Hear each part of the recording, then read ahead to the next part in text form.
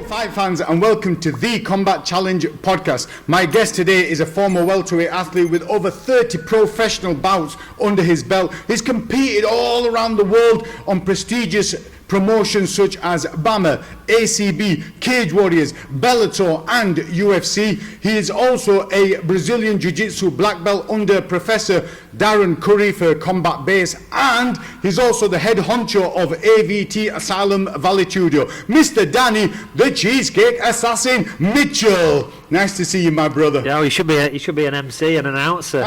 Should do that. Thank you, man. There you go. You're the MC, you're the rapper, man. Brother, thank you for meeting up with us. I'm really, really grateful, man, you know, that we could do this podcast because you're a very colourful character.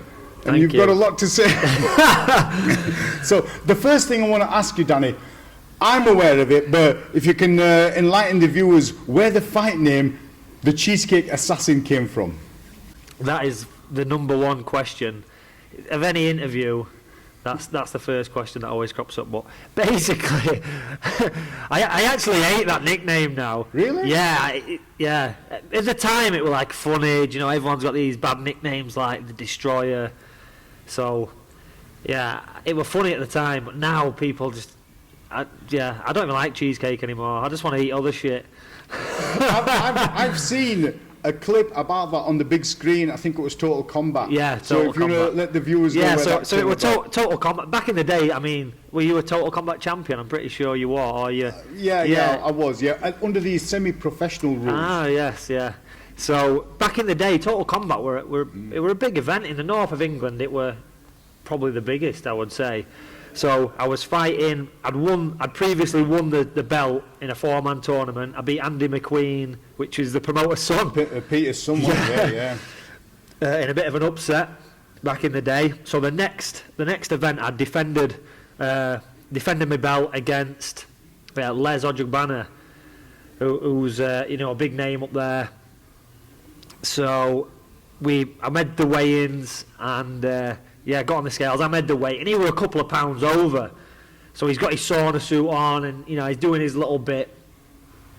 So I thought, right, it's time to eat. And they said, before you shoot off, can we get you on do a little interview with you? I said, yeah, cool. So for some reason, I just sent my mate to get a cheesecake. I'm like, just grab some like sweets and that, get some sugar in me. And he just got me a cheesecake. And I just started eating it. They started filming me, interviewing me. I think like you say, I had some shades on. I was just a dick, basically. And then, they started filming me, so I'm just eating this cheesecake. They're asking questions, and I'm just giving them bullshit answers. And, I ended up throwing the spoon and just digging in with my hand, just scranning this cheesecake. And it just came from that. It was just it stuck because it was just a funny name. If you remember, I had another nickname before that. Can you remember what it is? No. 10 points. Aranya. That was my original nickname. It was spelled Aranha, right, which is spider in Portuguese, because some Brazilian guys once shouted it at me when I won a grappling competition with a flying triangle, and that's what they said afterwards. There was some of the Brazilian guys, I think it was one of the Esteemers, were actually refereeing that fight, and then they said, Aranya, like spider, because of the long legs. So that was actually my original nickname.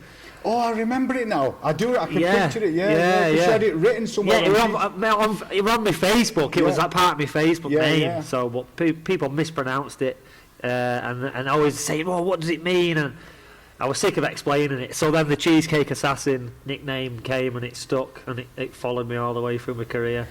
Brother, that's helped you out in the past, because with that Cheesecake Assassin name, I'm sure I've seen like dessert companies and stuff. I do get free shit, but that's no. I'm trying to lose weight. I'm trying to be fit. And people are just sending me cakes. Review this cake. I'm like, So yeah, it's a blessing and a curse. The other thing I want to ask you, Danny, is your martial arts journey. From a young age, if you can talk us through what sort of disciplines you were involved in on this conveyor belt and how you ended up where you are now. So it all started with Taekwondo. Like a lot of people start in traditional martial arts. For me, it was Taekwondo. I was 10 years old at the time when I started. And it all kind of stemmed from, like when we were young kids, we used to watch like wrestling, WWF wrestling. And we obviously back then thought it were real. We thought that's that's real fighting. So we'd all, we'd meet up in people's gardens, driveways, whatever, and we'd all wrestle each other and fight, we'd throw punches, and it were just kids play fighting. They were nothing serious. And one of the kids, one of my best friends at the time, growing up, Nathan, he was like a blue belt or something in Taekwondo. So I'm like, oh, show me some moves. So he's showing me like a roundhouse kick and a side kick, and he's showing me moves. And then when we'd wrestle, we'd try and kick each other and stuff. And I think it used to get out of hand sometimes. Kids going home crying to their parents and stuff. It was like a junior fight club what we had. So then, this Nathan's dad actually owned this Taekwondo school, and all his family trained. His brothers, sisters, his mum, they all did Taekwondo, and it was a good marketing ploy by his dad. He said, he came to us all and said, listen, the kids are getting a bit unruly, they need to learn a bit of respect, and I think they should all do martial arts, and I'll give them all a 30-day free trial if they come to my school and let them try it. So obviously everybody just went, yeah, let's fire in. So we all went there and did the trial, and I think I went pretty much every day. Everyone when it's free, you want to milk it, don't you? You want to be there every day. So I milked that trial. I did my 30 days, and I was just like, this is what I want to do. Is that under Taekwondo? This is Taekwondo, yeah. This is doing Taekwondo. So we're all stood in lines doing katas and stuff like that.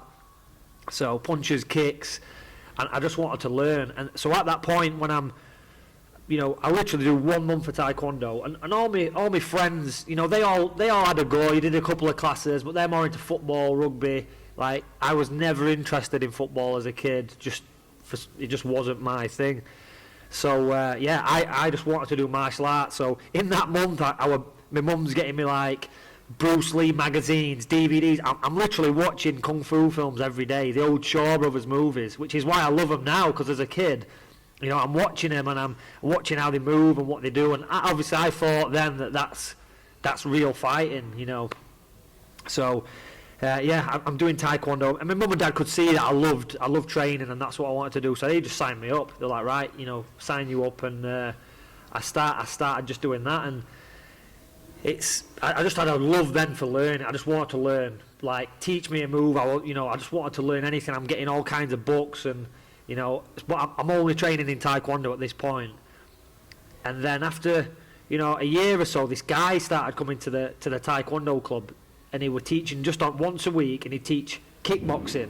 So they've got boxing gloves on. It's a bit more like boxing style training with the kicks, and it was a bit more like of a rougher class, adults only. But I'm like 11 at the time. But I'm like, oh, I want to do that. So they let me join in.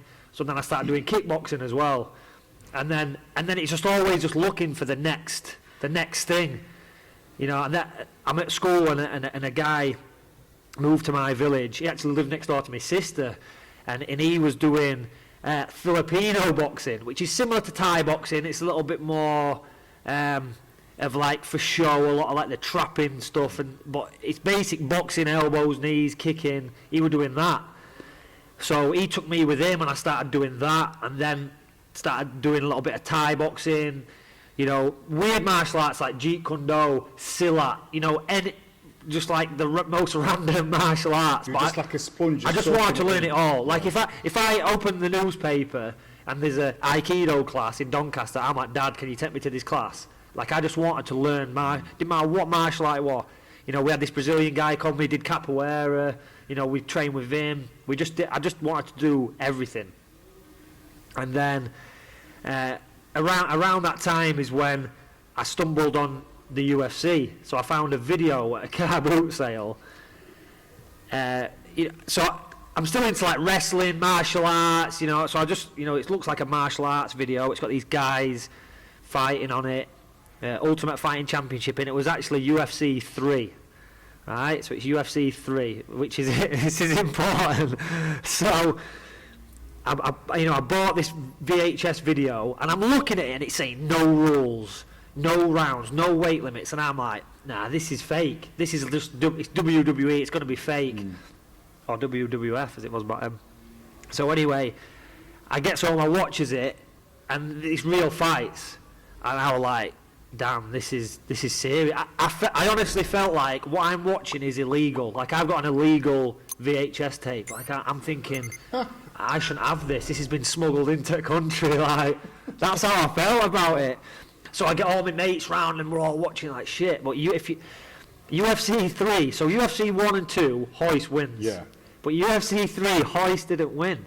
He fought Chemo, beat him. Chemo, but then he was injured from the fight, because Chemo were a beast. I mean, Chemo's a black belt in jiu-jitsu now, and carrying that big crucifix. Oh yeah, it was. They were obviously a strong guy to carry a full-size crucifix to the ring.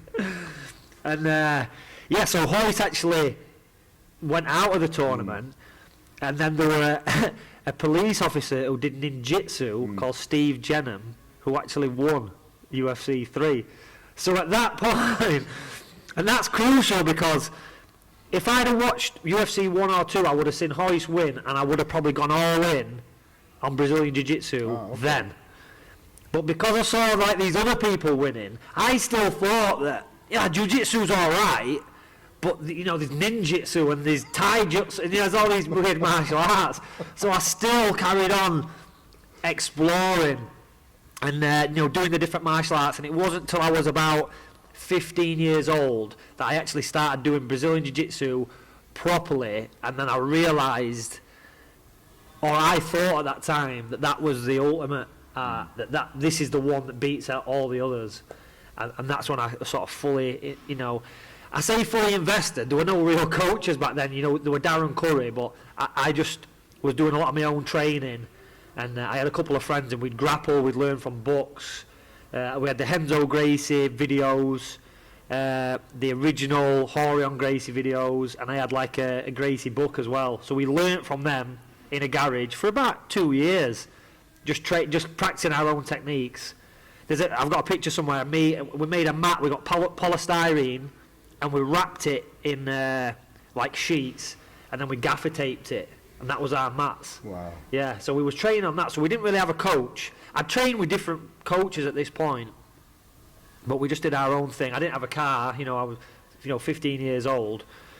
So for 2 years, up until I could drive, as soon as I was 17, well, technically I was driving when I was 15, but I shouldn't say that, because that's wrong. I could drive at 15, but I didn't have a proper license, obviously, till I was 17. And then we went to combat base. It was actually my friend Chris who said, I found this gym online, let's go. So we went, and that was the kind of the start. Is that when they were upstairs? That's when they were upstairs. It was a blue mat. And I've got a story to tell about that. So I remember going upstairs and it being cold. Yeah. And you had these little heaters with the grill, on front. Yeah. So I'm like trying to get warm, I've got my shorts on, and I'm like, something's burning here. And I ended up burning my calf. Yeah. So I had like 3 lines where I burnt my calf. Next week I went, heater's gone, health and safety stickers are. No way. So go on, sorry. So you ended up starting there at combat base with Darren. Yeah, so I started training with Darren. So the first time we trained with Darren, like I say, I'd done little bits before grappling, but the majority of it was me and this guy Chris in a garage just training on these mats we'd made. So then Darren's like, wait, we'll just roll. I think we actually got a private off him first. We didn't go to a class, we just got a private just to see what the deal was. And yeah, that Darren fucked us up or whatever, but we was doing the right things. And Darren's like, you're pretty good, like, where have you been training? And when we said just with each other, he couldn't believe it. Yeah, but he must have seen like the interest that you had in it. Oh, definitely. So then we started training. I think classes were like Tuesday, Thursday. So we'd go them days, learn the techniques, and then we'd do our own training. And I'm still doing bits of striking at this point and stuff. So yeah, that's kind of where it started. And then when I'm like 18, and while I'm doing grappling, I had a couple of grappling matches, a couple of amateur MMA fights. Paul Murphy were putting on MMA events in Doncaster. You're talking... Was that Ultimate Force? What, before Ultimate Force? Right, there was events before that, yeah. We're talking before there was cages on events. We was fighting just in a ring, and he would just... I think he called it like Yorkshire Fight Night. I'm not sure of the year, but I was a young kid. I was, when these were happening. And there were a few other... I remember I had an amateur MMA fight like in a gym. And then I had one where I went to Gloucester I got a lift down to Gloucester, and I fought in like a sports hall, and there were just some mats and about 10 people watching, and I had an amateur MMA fight. I armbarred a guy in like 30 seconds, and then I had to go home. I got a little trophy. Crazy back in the day. That's how it was, wasn't it? You had to go look for shows, whereas now there's so many shows, so fighters can be a bit fickle about it now. That's it. Fighters have got it easy. I mean, I had 10 amateur fights, and that was a lot for what I was, for them times. But yeah. Was that amateur as in like the semi-pro rules? It was a mixture, so some of it was semi-pro, which is 4-ounce gloves, no striking on the ground. Sometimes they'd allowed elbows standing. I'd also had a couple amateur, like C class, where there's no headshots whatsoever. Then I'd had some amateur where you could punch to the head on the ground, but you weren't allowed to knock them out. Like, all these mad rules. All these mad, crazy rules, and whereas now it's a little bit more. Amateur is big gloves, you know what you're getting, and but back in the day, it could be any rules. I know sometimes amateur was basically pro with no elbows. It's crazy, really. But yeah, and you were around during those times as well. You were in the mix then, so you know about all that. But yeah, so I started like that, and then when I get to like 18, 19, 20, then I start taking it a bit more serious, and I actually I had my own little gym then. So me and Dominic Gibbs, who ran Cage Steel together, he's the promoter of that now. I was actually teaching Dom kickboxing back in the day. So when I left school, that's what I did. I got a job at like this kickboxing club teaching, and Dom and his kid were one of the members there. I think I'm 18 years old. I opened my first gym in partnership with Dom Gibbs, the promoter of Cage Steel. So he was one of my students. I was teaching, I think I was 16. When I left school, I'm like 16, and I'm teaching in this kickboxing club. I'm just helping out, getting a few quid. And he's one of the students, and he was the manager for Doncaster Council, one part of the council at that point. So eventually, I left there, and Dom said, you should have your own place. So we set up like a little gym. But back in the day, MMA is not such a big thing, and it was really quiet. It survived for about a year, but we just didn't have enough people. We were basically teaching for free. The bills were paid, but it was just we didn't make any money out of it. But that was the start. We had, we're putting guys on your show back then. Pete Hill was one of the main, was like my main guy. He came to that first gym, which was in Armthorpe in Doncaster. So Pete's training with me, we're getting him fights. He had that legendary 2 fights with Tom Poe. Can you remember that guy? Tom Poe. Yeah, this is back in the day. These were like your Mohican sort of hairstyle. Yeah, these were your first 2 events. The champions, wasn't it? Yeah, the champions, which was in a ring again before cages were commonplace. So yeah, that were kind of the start, and then from then I've always run a gym in some form. And I've been lucky enough to never have a real job. So yeah, pretty proud of that. Well, you've got a real job in the sense that you're working for yourself, aren't you? You don't have to work for anyone else. Yeah. You're doing stuff that you enjoy, right? Yeah, that's it. You make your hobby your job, and you'll never work again. Yeah, so sure. That's it. Every day I just, and even more so now. Back in the day, originally I was the coach. I ran everything. I taught every class. I had to do everything, clean the mats. I ran everything. But now, I'm fortunate enough where I've built it to this stage now where I'm no longer the head coach of this team anymore. It's actually Jay Furness. So the name Asylum Vale Tudo came about when I was at the Cage Steel gym. So I was running that for 2 years, I think. Jamie Thwaites, yeah. So he had the Cage Steel brand. I already had a gym in Doncaster, which I actually called the Asylum because we just had like a padded room. So we and loads of crazy people training. So we called that the Asylum. That was like the original incarnation, if you like, of it. And then Jamie came to me, and at this time Jay Furness has come in, Scraps has come in. The training with me at this point. So Jamie was aware of who I was. He came to me and he said, "Listen, I've got this facility." At the time, Neil Orr was running it, but he was moving on to run his own place. And he said, "Do you want to run it? I'll get you in and see what you can do with it." So I jumped at the chance. Well, I remember going there, and it was just amazing. Oh, You know, yeah. At the time, Yeah. it was like... And it was really warm as well. Now we're in now we had a really nice heater, that was the main thing. But yeah, so I went there, and then after a while, Jamie his focus went away from MMA, and he's really into racing cars now. So the unit where the Cage Steel gym was is now full of really expensive cars, Ferraris, McLarens, all that kind of business. So that's the direction he wanted to go in. So he's like, you know, gym's got to stop. Which at the time I'd built it up to a good level. We had quite a few pro fighters. Phil Ownsley, yeah. And we was all in that area, in that Dewsbury, Leeds area. So I didn't want to go back to Doncaster. Yeah. I'm like, this is where, I built it up so much here. So then we ended up, Naz, who was one of probably my longest term members, he said, you know, I've got a gym on Bradford Road, you know, come down. I met Z there, he was teaching boxing, and then, yeah, we just ended up putting some mats down and setting up there.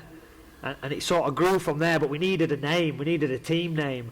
And I didn't want to use the name Asylum, because there's a lot, if you just typed in Asylum MMA, there's a lot of gyms who use that. Right, okay. It's like quite a common name, you know. So I wanted to, you know, change it a little bit, but still keep it in there. So if you remember the early UFCs, you had Marco Huas. Yeah, and he had he used to have shorts, and it used to say RVT on the back, Huas Vale Tudo. And I always thought that was a really cool, you know, really cool name. So I just thought I'll call it Asylum Vale Tudo. You know, so it's still got that Asylum name, but I thought that's a unique name. Obviously, AVT is what everyone knows it as. But yeah, Asylum Vale Tudo. Obviously, for those who don't know about Vale Tudo, that's the old name in Brazil for no rules fighting. You know, the original MMA was Vale Tudo. So yeah, that's where the name come from, and I think it's worked out. Tattooed on your hands. I've got it tattooed on my hands right there. So yeah. Oh man. Also, like one or two people who used to train with you, brother, it felt like that they had to be in some sort of asylum. Do you know what I mean? Because you had some crazy students. I remember them. Yeah, they used to come at champions, and there were those the twins. Yeah, the twins. Yeah, the Martins, weren't there? Yeah, the Martins. So actually, Nathan Martin, he did end up in going into like a mental hospital. You know, he had a lot of problems, and unfortunately, 2 weeks ago, he did pass away. Like so. But James, his brother, you know, he just started trying to get back into training again, just to give himself something to concentrate on, you know. So 'cause they were twins, weren't they? Yeah, the twins. Yeah, the twins, and James actually fought on your event back in the day. I think they probably both did it at some point. Yeah, they were men of few words. Exactly, and they still are. Yeah. They still are. But like I say, unfortunately, Nathan passed away. Like so, they've been going through some rough times. But yeah, it's been a long time since I've seen him, you know, back in the day. But literally, a funny story about Nathan. Well, I'll give you two. So the first one I posted a video of.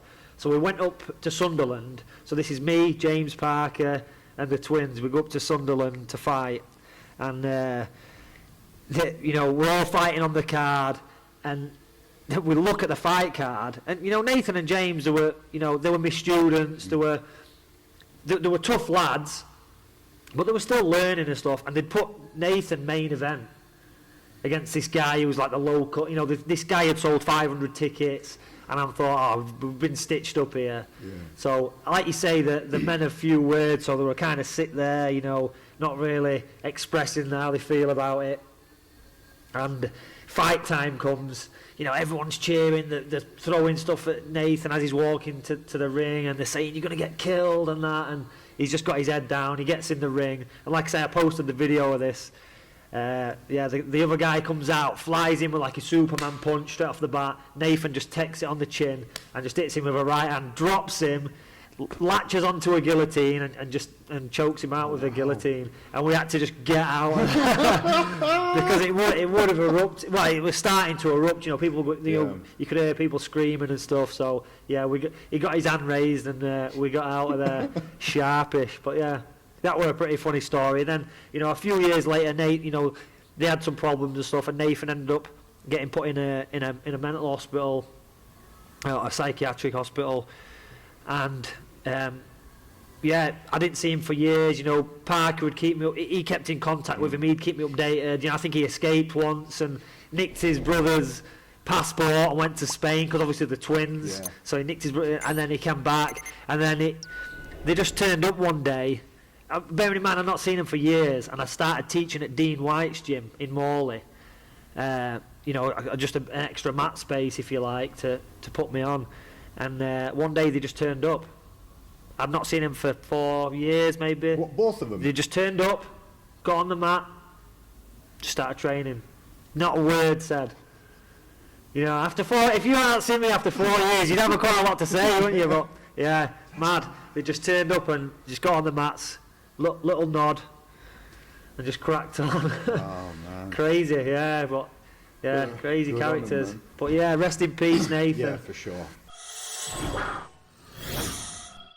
Talk us through who, in normal times, not obviously the testing times we're in now, who normally teaches and what do they teach? Oh. So during all this lockdown stuff starting, I kind of changed the business because I was running it. I was running AVT, and we've got lots of really good coaches, you know, taking like the individual roles. There's almost too many to name. I think we've got about 20 coaches, you know, all different specialities: boxing coaches, Thai boxing coaches, wrestling coaches. Everybody's kind of got the little speciality, and it was working really well. But then, you know, as these lockdowns come, and I've got a big workload running it, and I decided to make a bit of a change and take a bit of a step back and work on some other things and work on my own training. Because one thing I've done over the years, think of all the fights I've had, I've been my own coach. You know, and what I should have done in hindsight is gone to a Greg Jackson or gone to AKA. So, and I worked on myself, but I didn't do that. I pretty much, I did a little bit at Tiger, a little bit at AK Thailand, but I didn't really just invest in my own training because I'm trying to coach everyone else. Even when I went to those places, I took people with me and I was still having to manage them. So, I've ended up taking a step back now, and I've got Jay Furness, who's been with me since the start, since we're in Doncaster, we were coming over there. He's got a lot of knowledge. He's had a lot of pro fights as well. Got a lot of experience fighting and beating Artem on a 24 hours notice on Cage Warriors. So yeah, I thought if I ever died, I'd want him to run the gym. But I thought rather than me dying, I'll just give him that role now, and I'll just take a little step back. So Jay's the head coach now, and obviously. We've been able to open for a couple of months at a time, but yeah, he's taken that role, and then we've got Tom Crosby as well, who's running all the junior side. He's really good with the kids. He's actually a childminder as well as a pro fighter and an actor as well. And an actor, I saw there was like a still of him on. Was it the Vikings? It was on Transformers. It was on King Arthur, and Jay as well. I was watching Peaky Blinders, which is an awesome show. So I was watching that, and there's a boxing scene. And Jay were in corner, so yeah, and then but I managed to get on a little film as well. Did you? So yeah, Which one? It's not been released yet. Well, it's a TV pilot. Right. Yeah, I played like one of the main roles in it. So hopefully, once this lockdown's over and they can get back to doing all the proper editing and finish it off, hopefully. That'll go down well, because they were hoping for like a series. So if I could land a role in like a series, whether it's on Amazon Prime or something like that. There's loads of platforms now, isn't there, to be on? Yeah, I mean, even YouTube is so massive now. Everyone can be a director if you like. Yeah, for sure. Well, I did a podcast with Dean Thomas. Yeah. And he's done one. Oh man, what's it called? Some Sand Memories or something it's called. Right. And they've done the same. They thought instead of me waiting for someone, me and a couple of friends will get together and we'll just do our own. Yeah. And that's what they've done. And then I did a podcast with Shah Hussain. Remember Shah No Pain Hussain? Yeah, I remember that guy. Yeah. He as well. He started doing a bit of acting as well, because there's so many different platforms that you can upload stuff on. Yeah, it's good. I like it. I enjoyed it because we had to do like fight scene. I played like a fighter. I basically played a more. How can I say it? Like a more enhanced version of me, a more I just had to be me, but more... A bit more animated. Yeah, that's it, yeah, more animated version of me. So yeah, I played like a fighter, and it was pretty cool. It's very... You think as a fighter that you can do acting, fighting, but it's completely different. You have to almost unlearn what you think you know. Well, that's what that Shah was saying. He's saying it's not that easy. You've got to study lines and the body movement, everything. It's and different. your whole body is always telling a story. That's it. What you think is good for punching is not good for film. Yeah. You know, you have to be different. But yeah, so going back to the original topic is, you know, I've took a step back from a gym, which has allowed me to do these other things, and you know, focusing a lot on my own training, and yeah, I can kind of sit back now, and AVT is still growing, and that's why I never called the gym. I could have called the gym Danny Mitchell MMA after me, but I wanted it to be bigger than me. I want it to, you know, when people come here, originally it was like, oh, you know, Danny, I'm taking every class. And if I didn't take the class, no money got collected. You know, people didn't want to train as much. They'd message me, are you taking class tonight? Whereas now we've got so many good coaches that I don't need to be here anymore, and I can do my own thing. So it's taking your time to build. Oh yeah. People see that and they're like, oh, you've got it easy or whatever. But it took me a long time to get to this stage. You've had loads of fights, brother. You've had like over 30 professional fights. Yeah, I've had 105 fights altogether. 105 in total. Yeah, that's from being a kid, and that's boxing, kickboxing, MMA. Wow. Okay, so out of those 105 fights, yeah, is there one that's most rewarding? It don't have to be a financial reward. It don't even have to be a win. Is there some sort of adversity you've overcome? If there is, if you can share it with us. Yeah, I think the one that always sticks out in my mind is the fight in Sweden against Nico Masoki. For me, that's the one when I look back and think about how I felt about fights and stuff. That's the one where afterwards I just felt like amazing, you know, and just the whole experience of it, because I'd fought in the UK. I was 8-0. I went 8-0 first, and I'd fought all over the UK, up north, down south. I'd fought in Wales, you know. I'd fought all over. I'm 8-0, and then I fought a guy called Eugene Fadiora, the sniper they used to call him. So I think he was from Birmingham. So when I fought him, he was maybe 7-0, I'm 8-0. You know, there was big hype. I think it was similar age, similar size, and back in the day, everything was like on Cage Warriors, the forum, wasn't it? Everyone's organising stuff on there, and I think the fight got made, and there was a lot of buzz around it. It was like for some world title. It was a 5-round fight. I ended up losing that fight in the 3rd round, so it was my first loss as a professional. I'd got my nose badly broken, and that, and the fight got stopped. And like at the time, you know, a lot of people get derailed, but I was just like, nah, I'm good, you know, just back in the gym. My face was a little bit smashed in, but I just got back training, and I just took it in my stride. And then again, Cage Warriors, I'm on the forum, and I don't know if it was John Kavanagh or Gunny's dad, like, oh, you know, who's going to fight Gunnar Nelson? Nobody wants to fight him.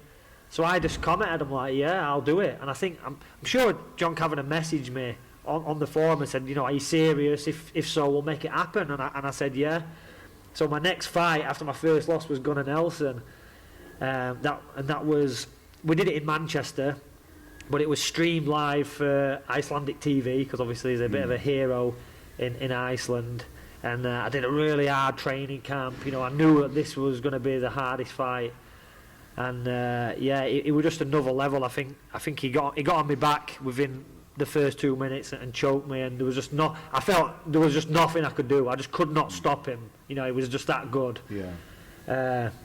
So after that fight, the first loss to Eugene was, you know, we had a back and forth war. We were both bust up, and I felt good. You know, even though I'd lost, I felt like I'd been in a war. But with Gunny, I didn't even punch him. I got a big cut on my head. I'd been choked, and I was just like, damn, this is shit. I felt really shit after that. Then came the Sweden fight after. So I think I've lost 2 in a row. You know, and then the Sweden fight comes in. Nico Masoki, I think he's 4-5-0, beat everyone in the first round, but you get to go to Sweden and fight. So I'm like, fuck it, yeah. You know, why not? So someone else might not have done that after losing 2 in a row. They would have thought, you know, maybe they need building back up. But yeah, so me and Jay, we got on a plane, flew to Sweden, and I didn't realise, you know, I'd fought on like biggish UK shows, but when I got there, it was just another level. It was just, we fought in the Globe Arena, which is a huge arena where the UFC is now in Sweden, and the fight card was like UFC veterans, and you know, Pride, you know, Joachim Hansen was on the card, you know, former Pride lightweight world champion. You know, it was just crazy. Just all these big names. The people who were in, you know, you've got your Gustafsons and stuff. They was all on these cards. So it was crazy. And I remember just walking out and just the atmosphere was mental.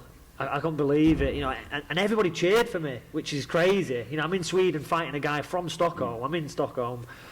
And everyone's cheering me, and I went out there, and I knew that, you know, he'd finished everyone in the first round. I knew he's a strong, powerful guy, so I need to get out of that first round. And I'm kind of a slow. I'm not an explosive guy. I'm just like, I'm like a sloth, you know. So I knew I needed to build into the fight. So my plan was, and I obviously I'm my own coach at this time. I've got Jay cornering me, but Jay's actually my student, so I've got my own student cornering me, and I'm like, right, I'm going to pull guard in a pro MMA fight. I'm going to hold him in my guard for a full round and not get and just survive and try and go through that first and just round. Get, because he's going to be trying to knock me out. Yeah, he's got his 4 first round knockouts, 5 first round knockouts. I'm going to try and get him to that second round. So that's what happened. I took him to the second round, and yeah, I once I was in that second round, it's like my mindset switched, and I thought, right, now he's never been here, let's put him on his back. So I took him down, mounted him, punched him, got his back, and arm locked him, and the crowd went crazy, and people coming up for photos and stuff, and I was like, wow, and the feeling was just amazing. I actually had, so Joachim Hansen was the main event, and I had his coach, Aristo, who was Jack Hansen's boxing coach as well. I had him in my corner. I'd never met the guy, but I ended up with them. We had a connection through my manager at the time, Jay Benjamin. He actually managed, he was starting to manage me, and he managed Hansen. So he got us in the same changing room, and this guy Aristo, before the fight, he massaged me, and he was slapping me, and it was a crazy experience, really crazy. But yeah, he's a really good guy. But yeah, it was just mad. And we went out in Sweden after, and yeah, we just had an amazing time. You know, I met loads of really cool people, and for me, you know, I remember just being on the flight home and just listening to music on my phone. Jay had this terrible moment where he'd left his keys in the hotel in Sweden. Yeah, so we'd got on the flight. In his car, he's like at the airport to drive home. You're on the plane? We're on the plane, we're flying, you know, and Jay just looks at me, and he's like, oh shit. He's like, I've left my keys in the hotel. And I just laughed. And I was just so happy, I just didn't care. I'm like, let's just fucking get home. And yeah, and I just remember being so happy on that flight home, just like, I've come to Sweden, I fought this guy in his backyard, I've beat him, you know, he's unbeaten, I've beat him, and everybody's cheered, and you know, I just felt like that for me is one of my favourite moments in fighting. But whilst you've been on your martial arts journey, has there been any coaches or mentors that you've come across that have played a significant role, and if so, who and why have they played a role? Yeah, so mentors, like I say, I sometimes feel bad when I say I'm self-coach, because I have had a lot of people give me input. So Darren and Helen Curry is one you've already mentioned, you know, with the grappling and at combat base, you know, and I've remained under combat base through my full career. That's where I've got my black belt from. So, but I've also trained at lots of other places, you know, Neil Owen, Ben Poppleton and Paul Murphy from Doncaster.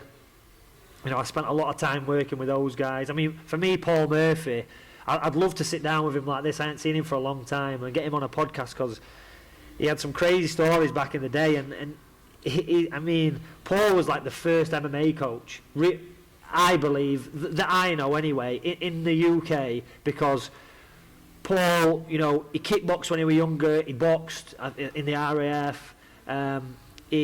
black belt in judo. He won the World Sport Jiu-Jitsu tournament back in like the 90s, you know. So he had that already, and then he started doing Brazilian Jiu-Jitsu. But he already had all this background. So we had a gym, Clay Lane Jiu-Jitsu in Doncaster, and everyone ended up there. You know, there's Wayne Murray, Ian Jones, Tengiz, Neil Wayne. You know, Buzz Berry used to come up.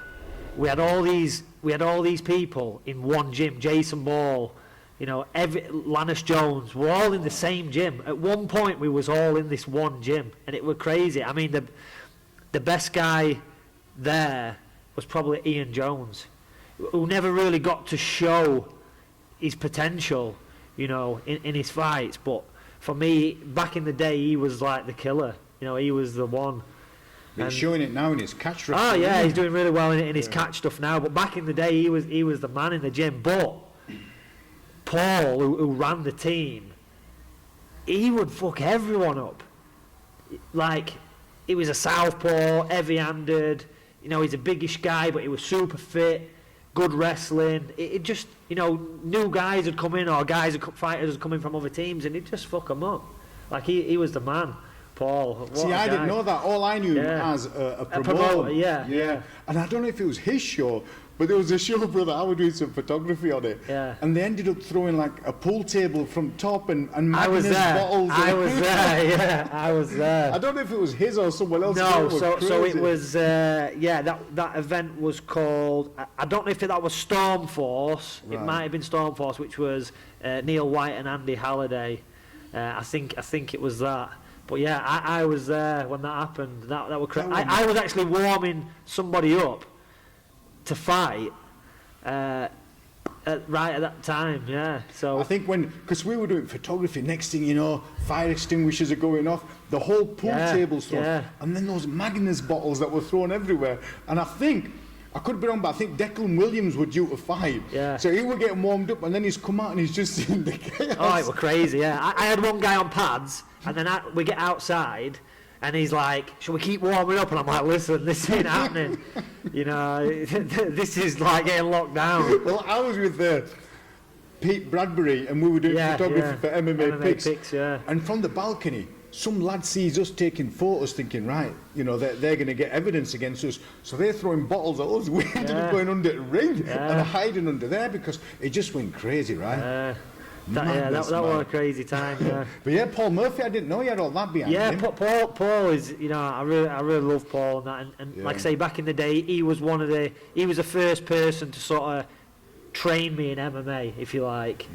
And then a few dodgy things happened, and that gym shut down. Right, okay. I think they found like an illegal rainforest in the back of the gym, and then the gym just disappeared, and everybody at that point just went their own way. And I went and did my own thing, and you know, Ian Jones, Wayne Murray, they went and did their own thing, and we all kind of separated, but in a way that grew the MMA in the Yorkshire area, because everyone went to their own villages and started opening their own gyms, and it just grew bigger. But at one point we was all in that gym, so so that was really good with Paul, and then other coaches. Niall Armand, he was my boxing coach when I was younger. He used to take me around to different gyms and stuff, and he spent a lot of time, you know, just putting time into me, just giving me lifts to places. And you know, he runs the boxing gym in my village now, where I grew up in Thorn. So he's doing good things with that, and you know, I'm going to try and help him out where I can. And then probably John Wattham, who was, you know, helped me with a lot of my strength and conditioning as I was coming up, and now, you know, I spend a lot of time with him now. He's doing a lot of work with Rico, who's one of my fighters, and yeah, he's a really good, you know, he's into this sort of Ironman training, which is obviously what I'm looking at now. But he's a really good mentor. Like if I ever had a problem, or you know, like a lot of like the mental side of it, you know, when you're feeling shit, you don't want to train, or you feel ill, I'd ring John, what do I do? I feel ill. He'd say, no, rest today, take some vitamin C. You know, he was always there to kind of, and he's been there for a long time. So I owe a lot to John. And then yeah, you know, modern times, lots of different coaches, Kamat Akoru and Craig Burke. they cornered me in the UFC. Brendan Chaplin as well, strength and conditioning coach, he cornered me in my UFC debut. So yeah, there's so many coaches and mentors along the way, but I've never really had one. I've never joined a gym and sort of had one person looking after me. But you know, when I went to Thailand, you know, Brian Ebersol and Roger Huerta, they were kind of my mentors there. They were really cool guys to work with. Was Brian the one who shaved? Yeah, with the arrow. He had the arrow. Yeah.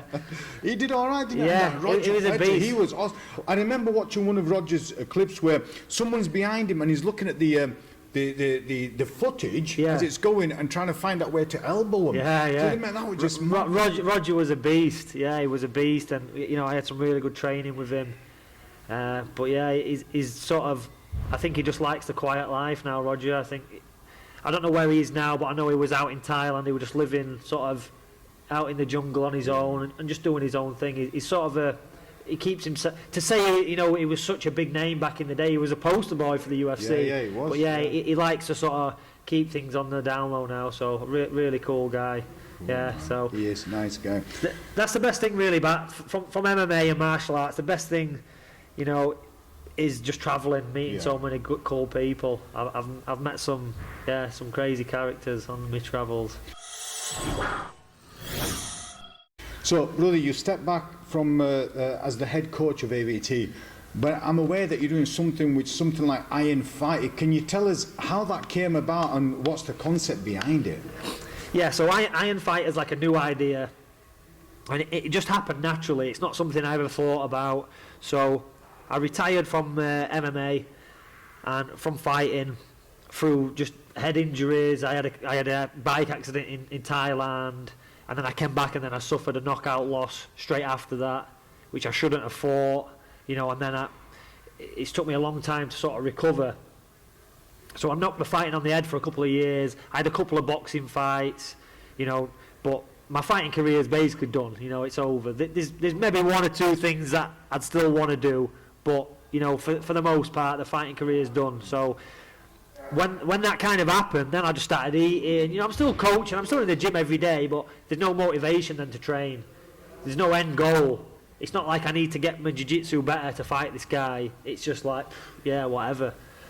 So I needed something to concentrate on. So again, bringing me back to John Wattham, who's been my mentor for all these years, I started doing a little bit of stuff with him, a little bit of you know, we'd do some stuff on the running track, and he'd get me doing some stuff cycling, and I started to enjoy it. And he's doing Ironman races, which is you do a 2.5 mile swim, 112 mile bike, and then a marathon. That's an Ironman race.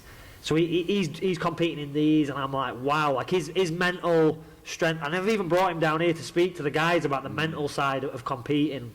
Is marathon 26 miles? Yeah. So that, it's a crazy feat of endurance. So that's what he's training for. Like I say, he's got this really good mental strength. It's like a gogging sort of mindset. Exactly, exactly like that. So I want the fighters to kind of get that. You know, a lot of the fighters these days, you know, they just want to be these Instagram fighters, but they don't realise what it takes. So I got him down to talk to the fighters and stuff, and that's sort of where it started. I started doing a bit more training with him, and I'm like, right, why don't I do an Ironman, you know, and train for it? I mean, it's going to take me a year to I mean, I'm training now, but I'm looking like long term. I'm not looking at doing an Ironman next week. It's kind of like down the line. So then Rico got involved with that. You know, he enjoys that training. Obviously, Rico's had health issues and stuff, which I'm sure he'll come and talk to you about as well. But so we started getting into this training, and then at the same time I'm still coaching. I'm working with a couple of fighters. You know, I'm not working with everyone now. I've just kind of I can pick and choose who I'll work with, and so I'm still training in MMA, doing a bit of striking, wrestling. So I started looking at my schedule and thinking, right, how can I arrange this so I can strike, and I can train for Ironman, and I can grapple and still train for Ironman, and do strength work, and you know, all these different things. How can I get them to fit together? So it took me a few months to do it, but finally last week I did 17 sessions. I trained 17 sessions in a week. Bearing in mind I'm not fighting at a professional level anymore. I'm just coaching, but I managed to complete 17 sessions. That's striking, wrestling, grappling, 2 strength and conditioning sessions, 3 bikes, 3 runs, yoga, swimming drills because pools aren't open. So I managed to get all them in a week, and I feel fresh, I feel fine, I feel fitter than I have before. Mentally, I feel good. So it's like, this is it. This is the program that I want to be on. So, and that's sort of where the IronFighter brand spawned out of. I thought, you know, it's really good for fighters to sort of almost cross-train in like endurance sports. Look at the Diaz brothers. Yeah, definitely. For me, they are the ultimate iron fighters, if you like. They do triathlon, Ironman, and they do MMA. It shows with the cardio, doesn't it? Exactly. They're just relentless. Just pop, pop, pop. And I were never like a physical, you know, guy for MMA. I'm more of like the endurance. I'm more to that side of the spectrum. So it suits me, and I know that doesn't suit everyone. But I think, and what I've learned in terms of, you know, recovery and how the body works and stuff from doing Ironman training, you know, I feel like it could really benefit the MMA community. Or kind of like old school, let's just do this, and you know, let's just hit a tire with an hammer and we'll be better. So, because all the running and biking stuff, it's measurable. You know, we have power meters, we have cadence meters. You know, all these different things. You can measure it, so you can see I am faster, I am fitter. You know, you can do a VO2 test. Whereas MMA tends to be, do some burpees, do this, go for a run. It's kind of random. Well, I've seen you in your garage on your bike, and you've got like a screen there. Yeah, so on my turbo train. Zwift. It's a really good tool. So basically, it's kind of the fusion of MMA, Ironman training, and how it can work together, and how they can both benefit each other. Because the physical demands for both are very high, but also the mental toughness required for both is very similar. So I think they gel together well, and I think I've got a program now that really works for me, and I feel like that IronFighter is where I'm at now. Maybe that'll change in future. It used to be I'm all in on AVT. Now I've took a step back, and IronFighter, AVT is still a part of that, but IronFighter, you know, there's going to be supplements and clothing and online coaching and maybe even a physical gym eventually in Doncaster, or you know, because that's where I live. We're in Leeds now in the gym. So yeah, that's sort of where I'm at. Well, I hope it gets to fruition, because it sounds like it's a good plan, and it's a plan for fighters, for yourself. Yeah, and I want it to be inclusive for everyone. I want people, you know, your everyday person, because your everyday person would love to be a fighter. They would also love to say, I'm an Ironman, you know. So what I can offer people now is the chance to train like a fighter, or to train like an Ironman athlete. You don't have to compete, but you can train like one. I think that's, you know, not everybody's going to be a pro fighter, are they? But you could all train. You're right. People have different goals. Like me and Steve Harrison, every day we go and do a little walk, and now we're getting to the point where we're saying, right, okay, we need to build this up. We're going to do the 3 peaks. Yeah. So we need to build up to that. So it's having something to kind of... Yeah, it's having that goal. And for me, Ironman gives me that goal, but I can still, with IronFighter, I can still stay in MMA. Yeah. You know, and someone like Rico, basically for me, Rico is the IronFighter, because he's still active now. He's bare knuckle world champion, but he's using this, I mean, he's super fit, and he uses this endurance training to help his fighting, and for me, he's like the third Diaz brother, Rick Diaz I call him. That's kind of where I'm at now with everything, and that's what I want to take. Wish you well with I want to take forward. Definitely do. You've had years and years in martial arts, brother, and you've competed for many years.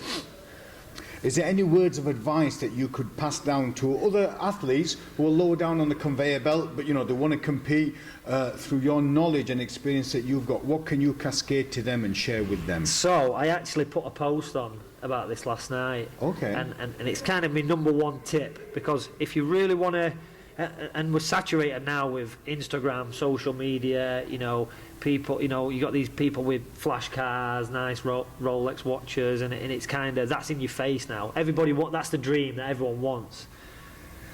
And MMA is a way to get that dream. You know, we're in the McGregor era. Do you know, Conor McGregor, everyone knows him, you know, and people think that that's the path. You talk a bit of shit, you know, you win a few fights, and you've made it. So my advice is, just to stay skin, like learn to live on nothing basically. Oh, I remember seeing that Yeah, post. I put a post. I was sleeping in the gym in Dewsbury, and I just, I had my car. I was living at my mum's, sleeping at the gym. I'm just kind of getting by on what I had, just earning fivers here and there, and just getting by, and not getting ahead of myself and trying to buy a flash car or buy a house and buy a Rolex, buy all these things, and that allowed me to train full time. Whereas if you got a 30 grand Merc on finance and a fucking, you can get a Rolex on finance as well. You can get anything on finance now. You can get your entire life on finance. You can live the dream. You can live like an influencer. People on your Instagram will be looking like, wow, this guy's made it. But it's just all credit, and at some point you've got to pay for that. And if you're working full time to pay off all this stuff, you ain't got time to train anymore. And that's the big mistake, I think, for people is they're working full time to pay debts that they didn't need to pay, and then they're not coming into the gym and training. So really, it should be the other way around. Live it well inside your means. Put some money aside and spend what you can on training. Train twice a day. Find a good team and just work hard. There is no shortcuts. People see the McGregor of now, but they don't remember that he was on the dole. He didn't have a job, and he were training, sparring, training hard every day. Him and Artem used to lock the sun in the gym and spar for 2 hours, full power. That's what they used to do. Now he's different, people just see the end product, but they don't see all the stuff he's been through. So I think that's really important, is just not looking at that lifestyle and thinking, I want that lifestyle now. It's kind of like that's going to come if I do all this really hard work now. It's interesting you mentioned that, because a person comes to mind called Jack Gunning. Now Jack Gunning, that's what he does now. So literally he'll do the odd PTs here and there. Sometimes he'll sleep on the sofa at his nan's or somewhere really cheap. For transport, he's got a drop handle bike, and he just goes everywhere. And then he saves up enough money to then go to Thailand. Yeah, and he'll do 3 months training. He used to come and train with me, and he just biked to the gym, from Bradford to Birstall. Because he's got that focus that he's just going to save a little bit of money, and then he's going to go to Thailand, he's go wherever, and that's the way to do it, and live that life. Yeah, right? That's the way to do it. Is like just live skint basically, and save, and get out to Thailand and stuff. The good thing about Thailand for training, and I advise all fighters to go there, is that your money will go 3 times further than it will here, or America, or wherever. Like, get to Thailand and stretch that money out. Sure. Because fighters are skin. We're skin. I'll be honest with you. I fought in the UFC, Bellator. I didn't make that much money. I didn't make enough money to live. I've over 100 fights, and I could not have just retired and lived on that money. I needed to create AVT as a business. I need to do side businesses. I need to do all these little side hustles. That's what it's about. You need to, if you want to do MMA, you need to be a hustler. Yeah. If at pro level, you need to have a side hustle. You need to, learn. You need to always be learning. A lot of my guys now, they're buying and selling on eBay. They're doing trading. They're doing this, that, crypto. You're doing all these different things, and that's what. That's what keeps. That's got to be ticking over. Yeah, you know it. And you even hustled on bargain hunt. Yeah, I was on bargain hunt. Yeah, I even won. I know. That you there with your pubs, God rest his soul. Yeah. That's it. Oh man. Listen, Danny, thank you so much. I have absolutely enjoyed doing this podcast with you, brother, and hopefully I look forward to doing another one in 3 months' time to kind of catch up from where we are now to where we're going to be then. Definitely, so if that's cool with you. Danny, it's been emotional, brother. Yeah. Also, it's absolutely freezing in here. It is cold, isn't it? I've cooled down from this session. Right, cheers, brother. That's it. We're done. Thank you, my friend.